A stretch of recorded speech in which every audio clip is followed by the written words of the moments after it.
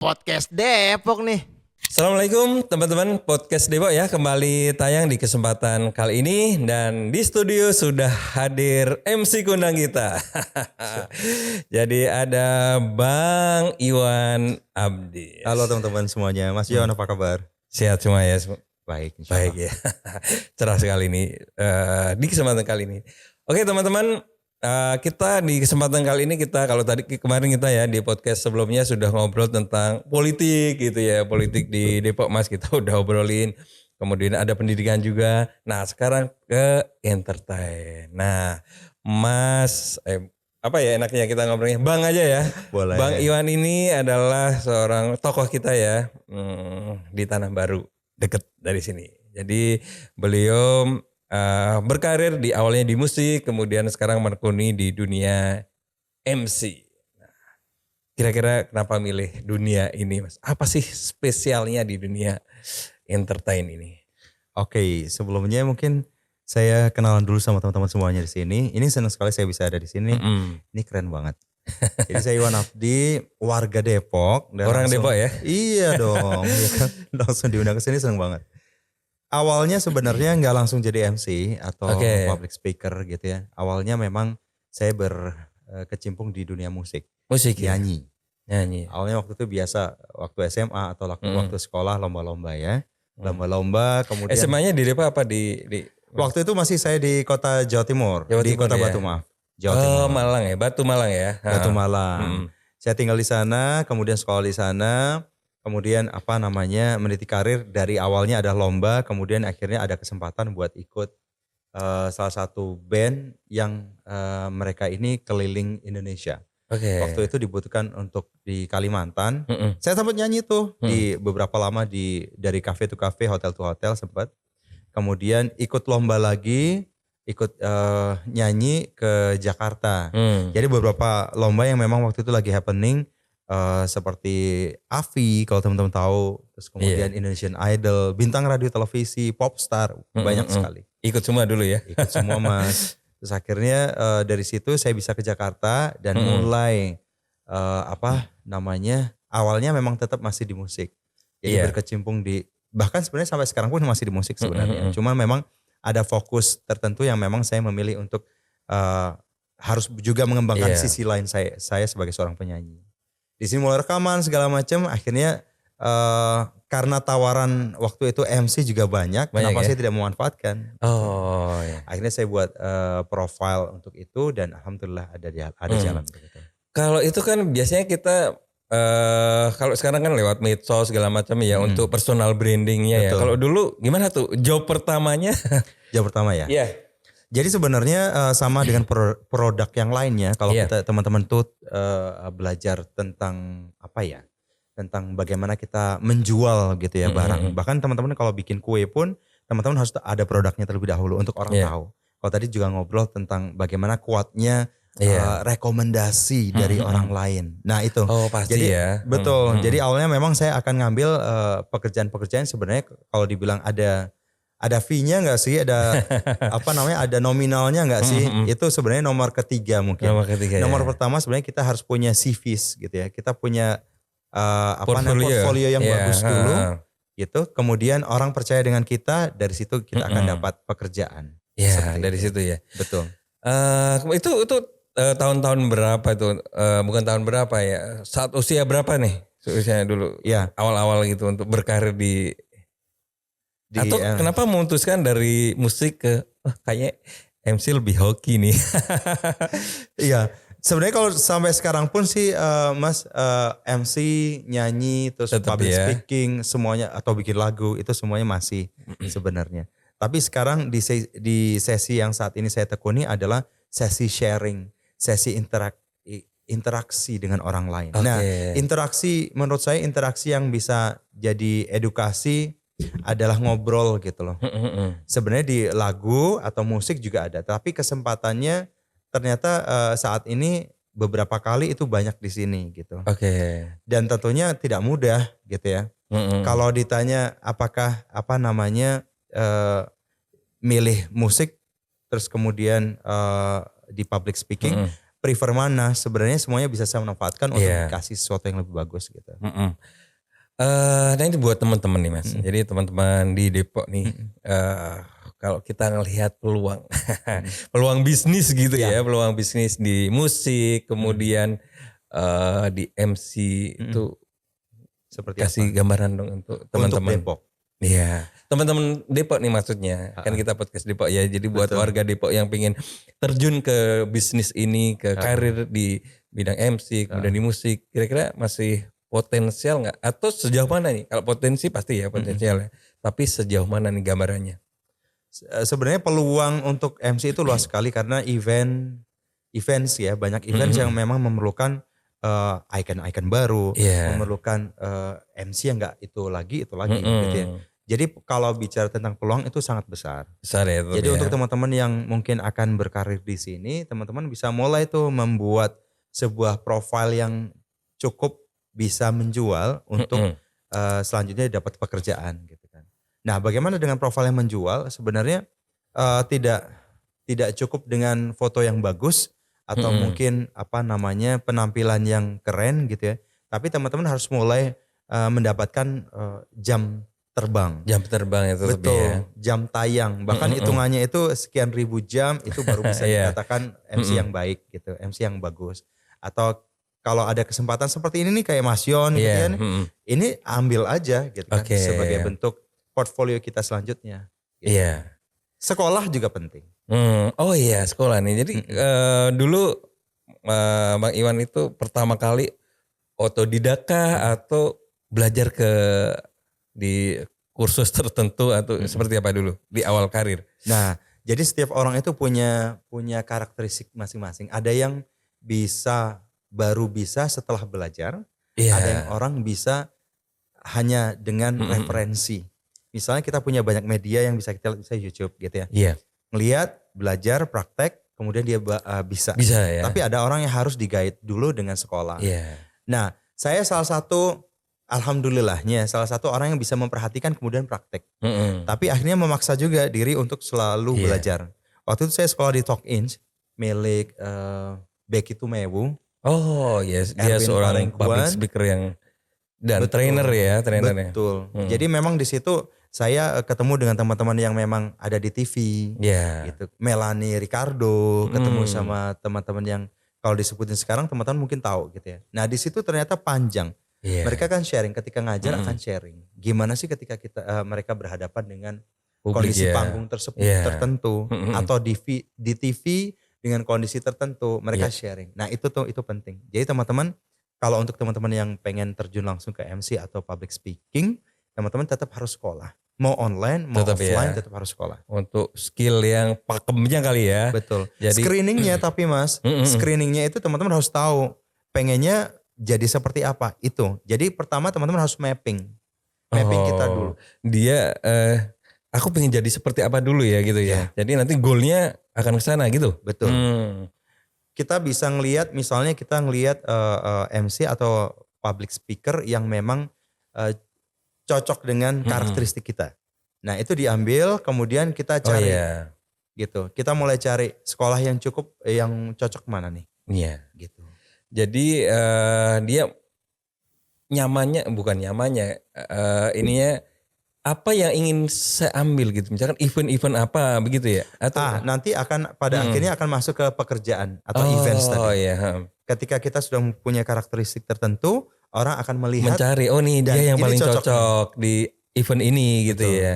Saya misalnya dimasukin di event yang agak kocak-kocak sedikit gitu, pasti saya harus punya tandeman, Iya. nggak bisa sendiri. Oh iya. Jadi tandeman saya harus kocak banget, supaya nanti saya jadi kocak juga. Gitu. Ibaratnya gitu, ada balancingnya gitu. Tapi kalau saya sendiri kerja kerasnya agak berlebihan. Susah ya? Padahal kalau misalnya dibilang fee-nya sama gitu. Tapi effortnya lebih. Gitu. Kalau pengalaman nih Bang Iwan kan pasti sudah banyak tampil di berbagai macam event. Nah boleh cerita dong pengalaman yang paling suka, honornya banyak misalkan, yang paling besar kemudian wah pasti kan ada suka dukanya, kejadian yang mungkin di luar perkiraan sebelumnya. Mungkin bisa diceritain ke teman-teman. Baik. Kalau sebenarnya pekerjaan apapun teman-teman, kadang gini, Saya salah satu orang yang perfeksionis, apalagi soal acara. Gitu. Jadi persiapan itu lebih panjang biasanya. Persiapan. Bahkan misalnya ada pekerjaan pagi, saya bisa pekerjaan pagi itu berarti mulai jam 8-an lah misalnya. Saya bisa jam 1 preparationnya 1 pagi. Seperti itu. Sampai nanti menjelang. Nah kalau bicara tentang pengalaman gitu. Itu tadi dari jam 1 ngapain aja tuh persiapannya itu? Pelajari materi. Oh tetap ya pelajari materi ya. Jadi sebenarnya teman-teman jadi MC atau orang yang bicara di depan host gitu. Banyak details yang mesti dipersiapkan. Riset itu penting. Sebenarnya mahalnya di situ sih Mas. Kadang-kadang masyarakat belum tahu itu. Ketika kita akan bicarakan sesuatu perlu kita riset untuk materi kita ngobrol. Seperti itu. Nah hal-hal seperti itu kita sudah persiapkan misalnya ada satu pengalaman. Sudah kita persiapkan segala macam, ternyata ini dari organisernya itu sebenarnya mereka sudah punya draft sendiri. Oh oke, ya sudah saya ngikut. Akhirnya saya belajar tuh dan mereka baru ngasih di hari H. Di hari H ya. Di hari H. Jadi ketika mau tampil baru dikasih. Artinya saya baru baca setelah beberapa menit sebelum saya tampil. Sebelum tampil ya. Dan ada hal-hal yang tidak sama gitu misalnya. Nah itu ngobrolnya kurang panjang, padahal ngobrol sama IO-nya. Padahal saya sudah wanti-wanti, kalau ada sesuatu tolong diobrolin lebih, saya di briefing. Saya nggak perlu gini, kadang saya minta dulu di briefing daripada si organisernya yuk kita briefing. Pasti saya tanya, briefing jam berapa? Gitu. Nah itu supaya acara yang kita bawakan itu sama dengan yang diharapkan semua orang. Jadi itu kan sebenarnya pengalaman sendiri kan. Biasanya kan orang nunggu di briefing ya. Betul. Nah kalau Bang Iman dia minta mengajukan dulu ya. Jadi biar penampilannya juga cukup ya. Betul. Nah waktu itu dihadiri sama Mas Yon sama orang-orang penting. Otomatis siapa penyebutan aja tuh? Adalah ya. Kalau disebutkan pasti tahu. Kan? Orang-orang pokoknya penting deh. Ya. Terus nama-namanya itu penyebutannya nggak boleh salah. Kan? Bahkan nama ya pasti nggak boleh salah ya namanya. Betul. Padahal bahkan ketika kita menyampaikan satu frase kalimat itu ada pemenggalan yang seharusnya nggak boleh salah. Nah draft yang disediakan oleh event organizer sama IO-nya itu pemenggalannya salah. Akhirnya ketika misalnya saya invite orang penting tersebut gitu kan ya. Karena pemenggalannya salah, orangnya udah berdiri, saya sebenarnya belum selesai ngomongnya, ternyata gitu kan. Nah otomatis yang dilihat kan kita ya teman-teman ya, gitu. Itu yang kadang-kadang saya sayangkan. Terus misalnya ada janji untuk, ayo kita sound check gitu ya misalnya, atau kita gladi bersih. Itu kita janji jam 6 misalnya, oke jam 6 ya, saya sudah di sana sebelum jam 6. Ternyata mereka bahkan kurang 15 menit kita on air waktu itu itu belum dilaksanakan gitu. Ketika kita melakukan on air ada sesuatu yang salah, bukan salah sih, kurang tepat sebenarnya.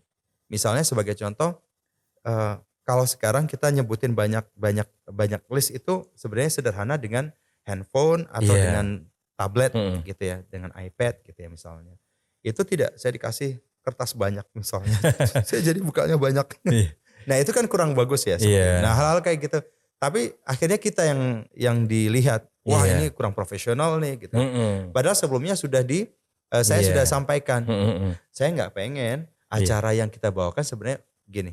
Kalau misalnya dibilang itu acara siapa, acara beliau. Acara siapapun yang mengundang saya. Tapi saya merasa itu adalah bagian dari acara saya. Ketika yang kita dilihat kan personal MC-nya nih gitu ya. Dan pasti kan kalau bagus berarti kita akan bagus semuanya. Itu sih sebenarnya hal-hal seperti itu. Kalau di MC pernikahan, saya juga kebetulan memang MC pernikahan juga. Itu kadang-kadang ada hal-hal yang tidak nyambung antara keluarga dan misalnya kita sebagai MC.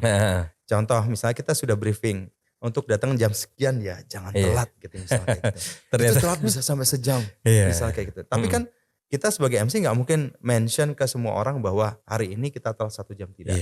Tapi kita harus bicara dalam konteks kita bagian dari acara tersebut, acara aman, semua senang, itu sudah cukup bagus. Itu sih. Banyak kalau diceritain Mas Yang. Itu pengalaman jam terbangnya emang luar biasa ya. Masya Allah. Dan itu mungkin nggak yang skill yang kadang di materi kursus nggak ada ya. Nah, hal-hal semacam itu kan. Betul. Hal-hal seperti itu yang teman-teman harus terus kejar. Iya. Terus buat teman-teman nih Mas, jadi untuk mengetahui potensi dia di mana itu sampai sejauh mana? Misalkan dia pertama belajar secara generalis dulu atau langsung wah kayaknya harus spesialis ke yang kocak nih atau yang nanti aku spesialis host acara seminar ilmiah misalkan atau host yang acara-acara yang lebih santai itu gimana cara mengetahui teman-teman?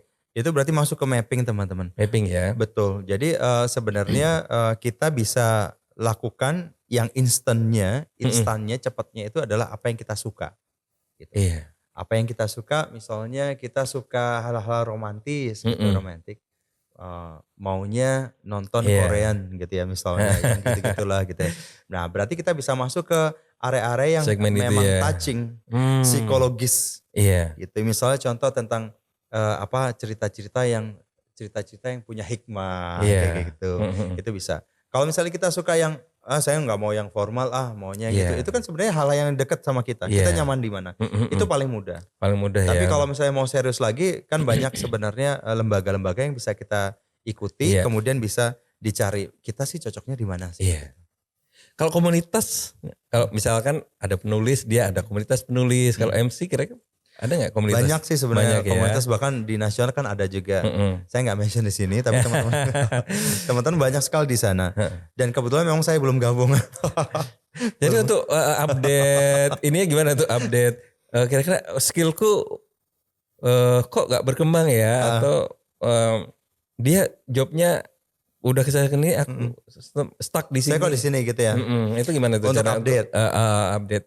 Kalau untuk temenan tetap kita kan temenan masih gitu kan. Terus kita ketemunya biasanya di tempat kursus, di tempat acara-acara sih sebenarnya. Tapi kalau secara member, saya member atau ada di komunitas mana belum terdaftar secara nama. Tapi kalau aktivitasnya ada. Iya. Sekarang ini Mas, personal branding yang cocok. Nah, di era sekarang untuk seorang public speaker itu yang paling cocok kira-kira menurut saya ya. Menurut saya ini mungkin karena saya suka juga ya gitu ya. Yang edukatif teman-teman. Yang edukatif dan entertaining. Tetap ya. Entertaining karena kalau kita cuman edukasi aja, bosan ya. Orang ikut seminar aja gitu kan ya.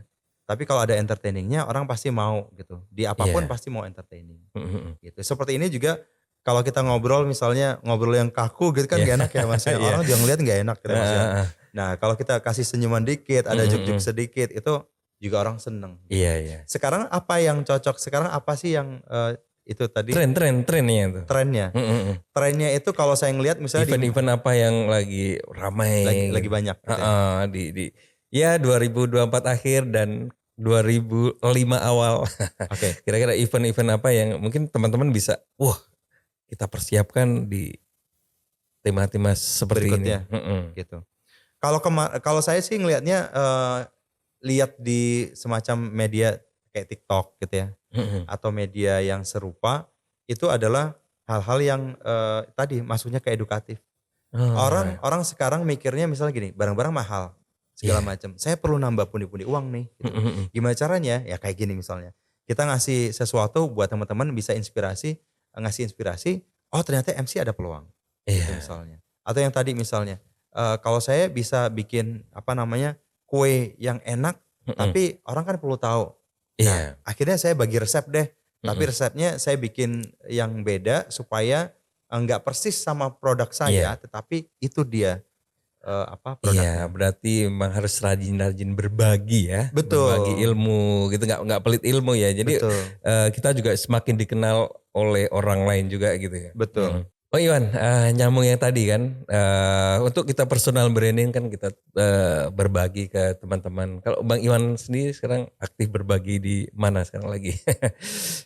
Berbagi. Minimal kita punya medsos, kita kasih informasi gitu ya. Terus yang kedua, saya langsung ke lapangan gitu. Misalnya ke sekolah-sekolah gitu. Sekolah-sekolah ya. Iya, karena menurut saya ketika saya datang langsung ke sekolah, itu bisa langsung touching, tahu kondisinya. Sebenarnya mereka perlu apa sih gitu kan.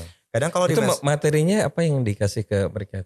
Public speaking ya? Materinya itu sebenarnya base-nya public speaking. Cuman ada fokus misalnya kalau di sekolah maunya presentasi. Oh iya. Gitu misalnya presentasi. Terus kemudian apalagi nih, misalnya mereka harus ada project sekolah, dia harus ke calon sponsor misalnya. Sponsor ya. Gimana sih caranya? Misalkan dia mau bikin pensi gitu ya. Betul. Cara ngedapetin sponsor ngomongnya seperti apa gitu ya. Betul. Misalnya sekolah mereka mau bikin project penelitian keluar pulau misalnya seperti itu. Iya. Nah mereka cari sponsor juga sama. Dananya itu gimana seperti- sih caranya? Oke. Gitu. Dan sebenarnya juga goalnya juga tidak harus teman-teman atau adik-adik kita atau anak-anak kita ini bisa dapat langsung sponsor, tetapi experiences-nya itu tadi Oke, yang ya, luar itu biasa. yang penting ya. Jadi yang penting. pengalaman itu ya, masalah dapat atau enggaknya Betul. nanti dulu ya. Sebenarnya kalau dapat mereka pasti dapat sih. Pasti dapat ya. Pasti dapat. Tapi mereka kan ada effort Iya. untuk present di depan, untuk nulis. Dan itu pasti berguna nggak cuma sekarang Betul. aja, ke depannya juga ilmu itu pasti berguna ya. Itu fundamental. Jadi teman-teman nanti bisa berani ngomong. Selanjutnya di SMP, SMA bahkan bisa prestasi lebih. Gitu. Iya. Kemudian untuk sekarang nih spesialisnya dibuat bagi teman-teman yang pengen ngundang Bang Iwan nih. Spesialisnya di event-event apa nih? Di event apa ya? Nah, Kalau ngomong spesialis, sebenarnya saya spesialis generalis gitu kan orang. yeah. Apapun pekerjaan di depan mata diambil begitu ya. Oke. Tapi saya sangat senang ketika teman-teman bisa ngundang saya atau misalnya berkenan untuk bisa ngundang saya itu di hal-hal yang tadi edukatif gitu ya. Tetap ya. Edukatif gitu. Itu saya sangat penting. Terus kemudian hal-hal yang bisa ada konten yang positif. Misalnya kalau misalnya teman-teman undang saya untuk di musik, misalnya contoh musik, karena saya nyanyi juga, bikin lagu juga, berarti mungkin spiritnya, insight yang lain selain industrialnya apa sih gitu kan, komersialnya apa sih? Selain gitu. komersial itu ya, komersialnya. value-nya ya untuk Value betul. Terus kira-kira buka kelas nggak nih? Kelas selalu open gitu kan ya, kelas. Cuman memang kemarin saya pengen bikin kelas yang serius, bikin komunitas juga. Gitu. Jadi insya Allah mudah-mudahan doain teman-teman untuk yang memang kelas atau dibikin benar-benar kelas bisa jalan tahun depan. Tapi kalau sekarang secara private bisa. Ayo. Oke, jadi teman-teman yang pengen belajar public speaking, kemudian nanti jadi MC atau mungkin sharing tentang musik juga bisa ya nanti. Atau sharing pekerjaan kalau sharing pekerjaan kita bisa. Itu yang penting ya. Ya. Jadi buat teman-teman silahkan bisa kontak ya Bang Iwan, nanti alamatnya ada di nih. Nah ini udah banyak ya yang kita obrol nih Bang Iwan. Nah buat teman-teman nih kira-kira pesan-pesan nih buat teman-teman Gen Z yang walaupun nggak mau disebut Gen Z, anak muda sekarang pengen terjun di dunia entertain khususnya MC, apa yang perlu disiapkan? Oke. Ada 3, ini kalau dibikin listnya panjang gitu ya, tapi dibikin 3 deh gitu kan supaya mudah. Yang pertama teman-teman tetap mapping. Jadi mapping bakat atau mapping bakat atau Mapping. semuanya ya? Mapping potensi kita, karakteristik kita, gitu. Jadi teman-teman silahkan bikin ngambil satu kertas, ditulis apa yang disuka, apa yang enggak, gitu misalnya. Suka baca buku apa itu ditulis sedetail itu bahkan. Terus misalnya karakteristik sendiri apa? Apakah suka marah gitu? Apakah orang yang seneng jokes gitu ya? Nah itu ditulis. Gitu. Atau negatif positif dari kalian itu apa, jujur gitu. Itu akan mapping, teman-teman bisa mapping dengan real gitu. Setelah mapping teman-teman bikin profil yang baik. Bagaimana cara bikin profil yang baik? Teman-teman bisa copy karakter-karakter atau profil-profil atau icon-icon yang sudah bagus dan sesuai dengan karakteristik dari nomor pertama.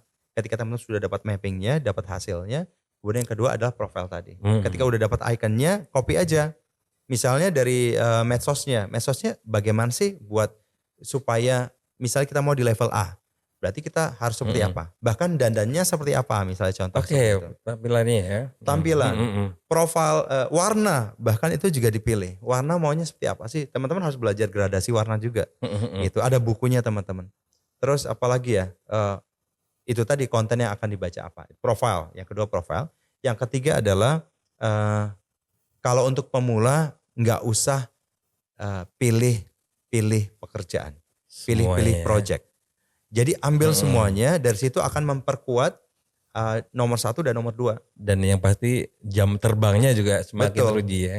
Jadi 3 itu kalau teman-teman dengan sabar bisa ikuti, insya Allah nanti pekerjaan itu akan datang sendiri. Nggak perlu bikin promo atau apa, biasanya langsung telepon gitu. Oke. Itu ya teman-teman apa yang kita sudah obrolin banyak sekali ini ilmu yang kita bisa dapetin dari Bang Iwan untuk bisa kita terjun ke dunia entertain terutama di MC ya dan public speaking dan peluangnya insya Allah 2024 akhir ya 2005 masih terbuka lebar ya karena Insya Allah. kita ada presiden baru. Insya Allah. Kita berharap nanti event-event juga semakin banyak dan terutama di Depok juga kita event semakin banyak dan ketika skill kita banyak dan jam terbang kita sudah ya lumayan banyak juga, job-job itu akan datang dengan sendirinya dan menerapkan 3 tips dari Bang Iwan tadi. Boleh saya tambah satu lagi? Oke, satu. Jadilah pribadi yang kuat. Ketika ada hal-hal yang membuat kalian drop begitu ya, down gitu, terus aja ambil. Boleh berhenti tapi boleh berhenti sejenak, istirahat tetapi jangan berhenti. Iya, berhenti sejenak boleh, tapi jangan stuck di situ. Betul. Nggak jalan lagi, Lanjutkan. nggak melangkah lagi. Itu ya teman-teman. Sekali lagi terima kasih buat Bang Sama-sama, Iwan. Sukses selalu ya buat Amin, sama-sama. karirnya. Semoga lebih banyak jobnya nih. Amin. Dan yang pasti semakin banyak bermanfaat bagi orang lain.